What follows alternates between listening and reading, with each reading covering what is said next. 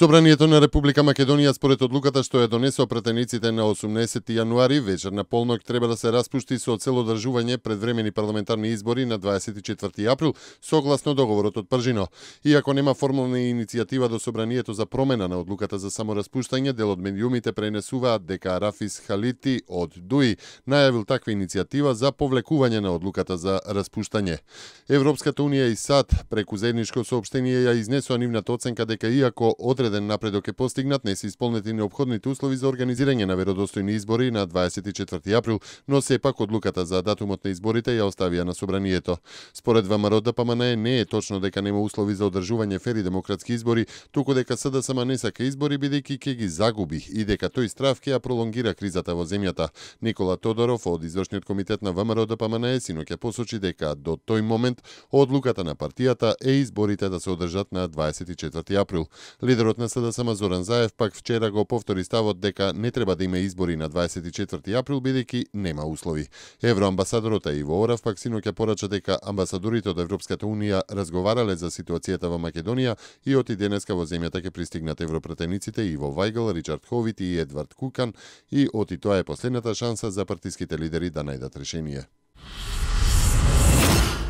Техничките министри и заменици министри од СДСМ бараат собранието пред да се распушти согласно одлуката донесена на 18 јануари да ги прифати нивните оставки. Оливер Спасовски заедно со останатите членови од СДСМ во владата за подготвување на изборите напоменаа дека доколку собранието се распушти, бараат претходно да им бидат констатирани оставките. Тој вели дека на функција дошле како дел од Пржинскиот договор за да се реализираат фери кредибилни избори за излез од политичката криза. Денеска министрите и дополнителните заменици министри на Социјалдемократскиот сојуз на Македонија поднесуваме оставки на функциите во владата на Република Македонија. Доколку остане на сила одлуката за распуштање на собранието донесена на 18 јануари 2016 година, бараме оставките претходно да се констатираат. Согласно договорот од Пржино, владата во која што учествуваме се формираше за организирање фер и кредибилни избори, откако ќе се исполнат сите точки од овој договор. Во Македонија нема услови за фери демократски избори на 24 април.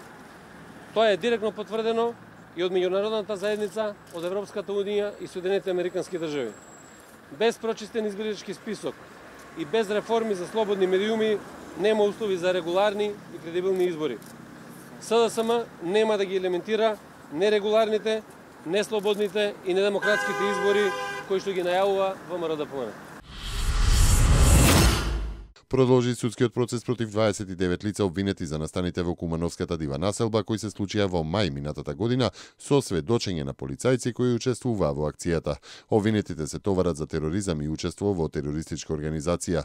На 9 и 10 мај минатата година во Кумановската дива населба вооружена група се судри со безбедносните сили.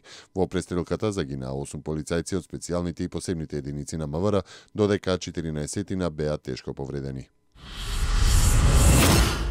Република Македонија во однос на менаџирањето на мигрантско-бегалската криза постапува согласно одлуките на земјите од Балканската рута и европските практики, посочува Македонското министерство за надворешни работи во врска со обвинувањето од страна на Грција дека со затворањето на границата Скопје го прекршува договорот постигнат во Брисел, а грчкиот министер за миграција Јанис Музала се информира дека Грција почнала да презема дипломатски чекори со цел да ја убеди Македонија да прифаќа афганистански мигранти заглавени на македонско-грчката граница и во Пиреа.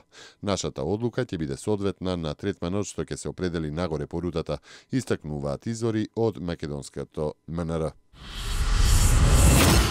А грчката полиција синоќа почна да ги отстранува стотиците мигранти заглавени на грчко-македонската граница. Агенцијата Reuters јавува дека грчките власти со автобуси ги транспортираат мигрантите кои недозволено се задржале на железничката пруга кај Идомени и кои претходно не успеале да се пробијат преку македонската граница.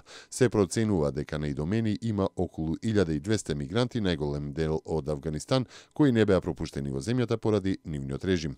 Откако Европската унија донесе одлука да не се пропуштаат мигрантите кои доаѓаат од Авганистан, голем број афганистанци останаа на македонско-грчката граница. Тие бараат да бидат пропуштени на македонска територија за да го продолжат својот пат кон некоја од државите во Европската унија.